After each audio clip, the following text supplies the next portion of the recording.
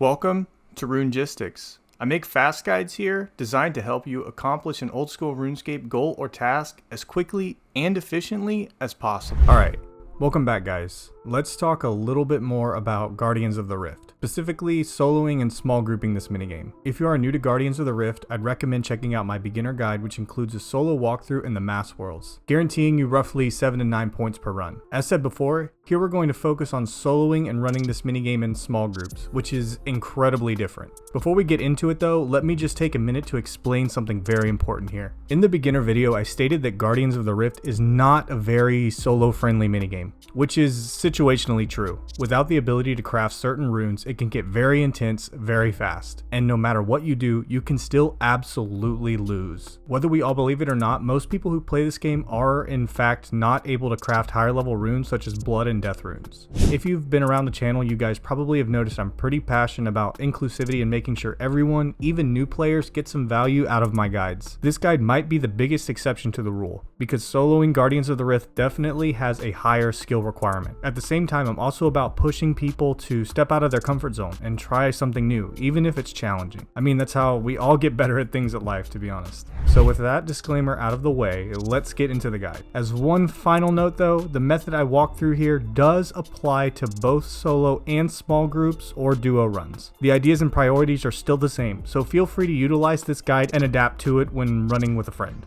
Mechanically, soloing Guardians of the Rift is very simple. All you need to do is keep one barrier active, 2 Rift Guardians active, and continuously strengthen that barrier in between powering up the Great Guardian using stones you get from the portal spawns. Obviously, there's a lot more to it, but in terms of differing techniques and rules, there's not that many. In fact, I would break this guide down into 3 main rules. These rules are in order of importance, so rule number 1 could be called, I guess, the golden rule of soloing Guardians of the Rift. Rule number 1 is always keeping the middle barrier up. When soloing Guardians of the Rift, all you need is one barrier up, the one in the very middle between the blood and fire portals. The reason why is the abyssal creatures that spawn from the rift immediately head towards that middle barrier. If they ever try to turn or meander in any way, the Rift Guardians pick them up and typically take them out. There obviously are a little bit of exceptions to this rule, and it does happen, but it's not that frequent. This barrier combined with your Rift Guardians will keep the abyssal creatures at bay. Most of the time during solo games, you're going to find yourself strengthening and reinforcing this one barrier. If that middle barrier ever gets destroyed, the game is likely over or not worth continuing. It becomes a huge hassle and relatively stressful, to be honest. Rule number 2.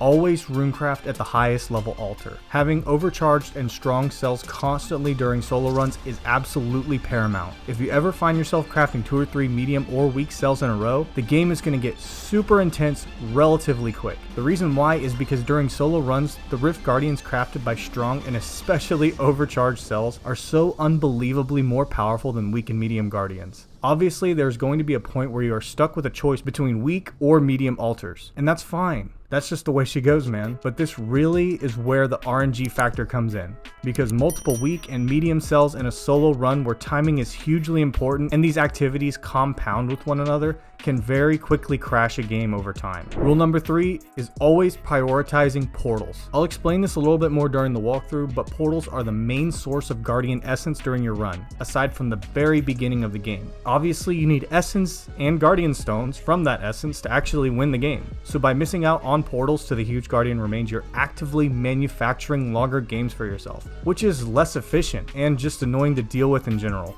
For me at least, those are the rules. These rules work together to create a flow of decisions you should make. Unfortunately, I can't just give you a step 1, 2, 3, 4, 5 for this kind of a guide. It's more of reacting to certain situations. Because of that, I would pair this guide with something I'd call a Guardians of the Rift logic chart. You'll have to forgive me here because I'm an engineer in real life, so this is just how I process information. To solo Guardians of the Rift, all you need to do is react to situations based on this chart. You'll notice this chart also prioritizes things in such a way that the most impactful actions are completed first, and everything else slowly filters down into filler activities. So let's break this down together. Top priority at all time are the portal spawns. Solo runs move very quickly, and you're going to find yourself running into altars without crafting essence. Portal spawns are literally the only way you're getting energy to the Great Guardian to win the game. You should never miss these. Second level priority are crafting overcharged or strong Guardians, if you don't have your Rift Guardians capped, as well as using overcharged or strong cells to strengthen or reinforce your barrier. Crafting weak and medium Guardians is a big no-no in solo runs over time it's just going to cause you to get overwhelmed because weak and medium guardians have lower HP, do less damage, and they just don't last very long. Plus, once they die and you craft a new guardian, it takes its sweet time slowly waddling over to the rift to help fight the creatures. Trust me, you need overcharged and strong guardians. The same can be said for the barrier. Overcharged and strong just have a longer shelf life. Remember, the barrier cannot go down during a solo run, and the stronger cells mitigate more damage and have a larger pool of health. Ideally, within the first 5 or 6 portals, you're going to want to at least have 2 strong guardians and a strong barrier, if not overcharged for 1, 2, or all 3 of these. I put these 2 together, but honestly, as you attempt solo runs, you'll see how vital overcharged cells are, even compared to the strong ones. The 3rd level priority are crafting weak and medium cells and using them to reinforce your barrier. They are not used to craft weak and medium guardians outside of the very beginning, which you'll see in the walkthrough. Crafting weak and medium cells are a last resort kind of deal. If you find yourself crafting 3 or 4 of these cells in a game, unfortunately you're likely going to be slowly overwhelmed. This really is 100% completely filler activity.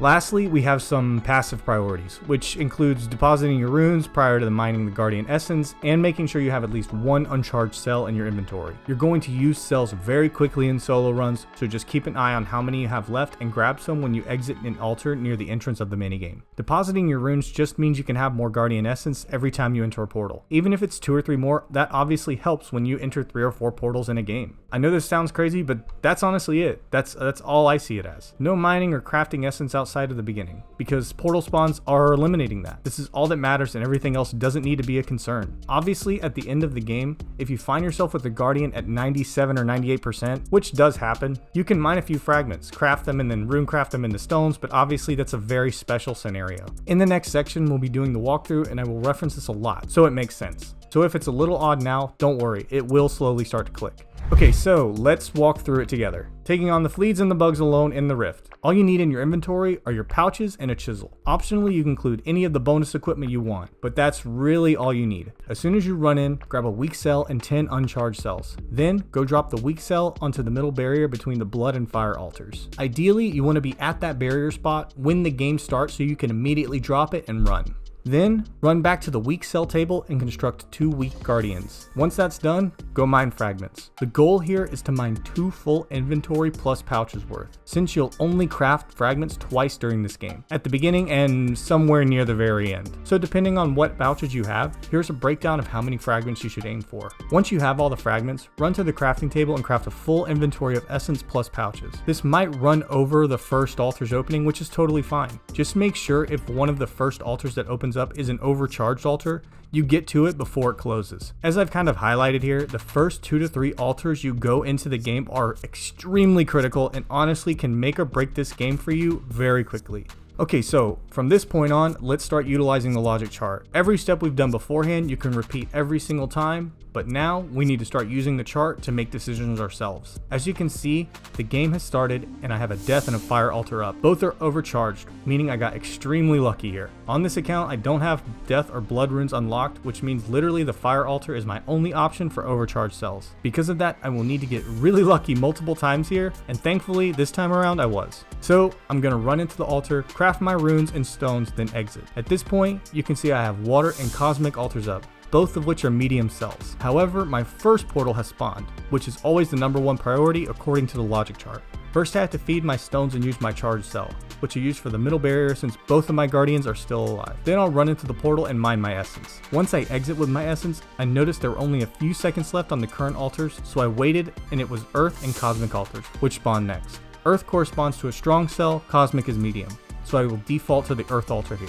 Run in again, craft my runes in a strong charged cell, then exit. Once I exit, I feed my stones. At that point, the water and nature altars were open. Nature is a strong cell and water is a medium cell, so I would select nature here. First, I still had a strong charged cell and both of my guardians were still up, so I decided to place my cell on the barrier to reinforce it. Once I ran in, I craft a strong charged cell, then exit. As you can see, no guardian stones, no runes. As we've learned, All your stones will come from the portals aside from the very first and close to the last set you feed. One of the passive priorities is depositing your runes so you don't clutter your inventory, so I decided to do that here considering I had a few seconds before I knew which altars were opening. I placed down my charged cell, then entered the earth altar since I didn't have access to the blood altar right now. Obviously, if I did have the blood altar available, I would have been able to get another overcharged cell, but that's just life, man. Once I got into the earth altar, I crafted my charged cell and exited. Okay, so now I've reached a pretty critical point here. Both of my guardians died in the past few actions, probably because they saw I didn't have access to the blood altar and weren't about that. Also, the current altars up are fire and law. Fire is overcharged, law is strong. So my optimal path here is going to be crafting a strong guardian using the strong cell I just got from the earth altar, then hopefully make it to the fire altar before it closes, which I do. Once I get into the fire altar, I craft my charged cell, then exit. I have an opportunity to craft an overcharged guardian here, which is an extremely high priority and will likely carry my weak ass to victory, so we're gonna knock that out. With both guardians up and the barrier still alive, let's assess. Earth and body altars are up right now. Earth is strong, body is weak. So I would take the earth altar here. However, the portal has just spawned, so technically I should be taking that right now. Obviously, I'm going against my own grain here, but I felt like this was a good opportunity to explain something super important. Right now, I have 24 seconds until the portal closes. I basically made a judgment call here, saying that I could get to the earth altar, get a strong cell, exit, and make the portal within 24 seconds. As cliche as it sounds, sometimes you have to just go with your gut here. I knew I could make that time because I've done this solo quite a few times. This is a really good lesson to take here, especially for newer players. Sometimes you can just make judgment calls based on the situation, and I made this one here. It will likely only happen once or twice, if ever, during a game, but sometimes you just gotta take the leap, man. As you can see, I barely made it, but it still counts.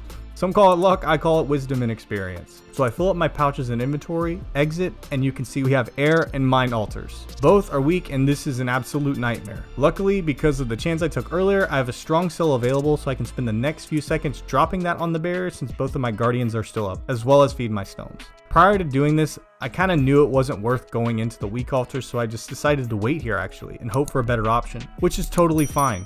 But if you do it multiple times in a game, it's likely going to add up and be a problem. Obviously, I did get my lucky option here. Fire and blood were next, both overcharged. I can't access blood, so I went fire, crafted an overcharged cell, then exited. I used this to reinforce the barrier yet again. And as you can see, the earth and mind altars are now up. Earth is strong and mind is weak. You're probably starting to get it by now, so I'm not going to pause as much. I run into the earth altar, craft my strong cell, then exit. My guardians are still up, so I reinforce the barrier with this strong cell. Then I enter the fire altar again, since fire is overcharged and nature is strong. As I exit the fire altar with my overcharged cell, I can see that one of my guardians has died, so I can take this chance to craft another overcharged guardian. I also noticed two important things here. First, the blood and water altars are open, meaning the strongest I can get here is a medium cell. Second, I noticed my uncharged cell count is at 1, which is honestly pretty spooky. So I used this chance to get 9 more uncharged cells, which will be more than enough to finish this game. As I'm heading back to the altars, the portal spawns, which is a top priority. I'm not taking any chances here, no judgment calls, I'm just running in and getting my stuff. As I exit, you can see that one of my guardians again has died, and the fire and blood altars are open. Obviously, the play here is entering the fire altar to get an overcharged cell, which I can use to craft another overcharged guardian. Once I got out, I feed my stones. This is an important juncture here because when the Great Guardian reaches 60%, all active barriers you have up take 50 damage and the stronger abyssal creatures spawn a lot more often. In terms of solo, basically this means that you need to end the game relatively soon or be prepared to reinforce the barrier and or craft some new guardians. Which naturally, by my luck, I react to this by entering the water altar, which is medium strength, and since it was the best option between that and the weak mind altar. I'll craft my medium cell and exit. I then use my medium cell to reinforce the barrier. And let's assess one more time. So sadly, I have the air altar open so I don't have access to the death altar on this group Ironman yet. That's a weak cell. Both of my guardians are up and my barrier is stable for now. This leads us to another extremely important part of the game. At the very beginning, you crafted 2 full inventories of fragments. Normally, you would use one for the beginning of the game and one for the end. That's what most guides are going to tell you honestly. I personally don't do it that way. If there's ever a point where I feel like I'm on cruise control for a minute or two, and more importantly, I have really bad RNG with the altars like I have right now, I'm going to use that time to craft my last inventory of essence. It eliminates having to have a bad cell and cuts time out of waiting to craft until after the last portal spawn. Obviously, you're taking a chance here because I want to see a really good altar come up soon while I'm crafting, but again, that's just the RNG of the game. Which, again, I get extremely lucky here. because the fire altar opens right at the end. So I'm going to run in there, craft my stones, and overcharge cell, then exit. As I exit, I see again one of my guardians has died and the portal has spawned. So my goal here would be to craft the overcharged guardian, feed my stones, and then enter the portal. As I'm mining, I can see the great guardian is at 88%, meaning that it will likely be the last trip into an altar. Basically, that just means it doesn't matter which one I pick. So I run into the chaos altar, craft my stones and cells, exit, and then feed the guardian one more time. And as you can see, this time around I was lucky enough to win and finish off with 6 elemental points and 3 catalytic points. You may be thinking, oh well, when you do mass worlds it's about the same amount of points, but obviously the games here are a little bit faster, and that's all it takes. If you follow the correct priorities and have some luck, Guardians of the Rift is very soloable. But before I go, let me break down a few more things on this run just to drive home the point on something very vital. During this run I crafted cells at the fire altar 6 times, the earth altar 4 times, nature altar, chaos altar, and water altar all 1 time. 13 total times I crafted a cell. Almost half of those were at the fire altar. Without digging too deep into the math, that is extremely good RNG for the fire altar, for any one altar really appearing. What does that mean? RNG matters a lot, especially early on. If you don't get an overcharge barrier and at least 1 overcharge guardian up in about, I'd say, the first half of the game, it's going to be really tough, especially after that 60% mark. But how do you combat the RNG for this minigame? Well, I broke down the altars I went to, but just as important, there were 3 separate occasions I could have entered the blood altar and 3 occasions where I could have entered the death altar. Both would have given me overcharged cells and continued to make the game relatively smooth, as well as even out the reward points I got at the end. The take home lesson here is this: the more altars you have unlocked, the easier this is. It doesn't matter how much skill or tick perfect clicks you have, if the RNG is not on your side here, you can and you will lose. So please just take that word of caution. As stated before, the same ideas and methods here apply to small groups and duos for Guardians of the Rift. If anything, it's much easier to do this in a small group because the benefit of having multiple overcharged guardians or an overcharge barrier actually scales higher than the scaling of having multiple people in your group. So, if you were successful in soloing or completing Guardians of the Rift with a friend or 2, I commend you. Personally, I feel like only a small amount of the RuneScape population even attempt this. If so, I'm hoping that number increases the more people that see this. But seriously, well done. As you can see, runecrafting doesn't have to be as bad as you initially thought. If you enjoyed this video, feel free to leave a like. If you like this style and structure and want to see more guides as they release, subscribe so you get notified. I put an extreme amount of effort into these, and I'm hoping to reinvent the way people look at both making and viewing OSRS guides. So with that being said, here's to the next one.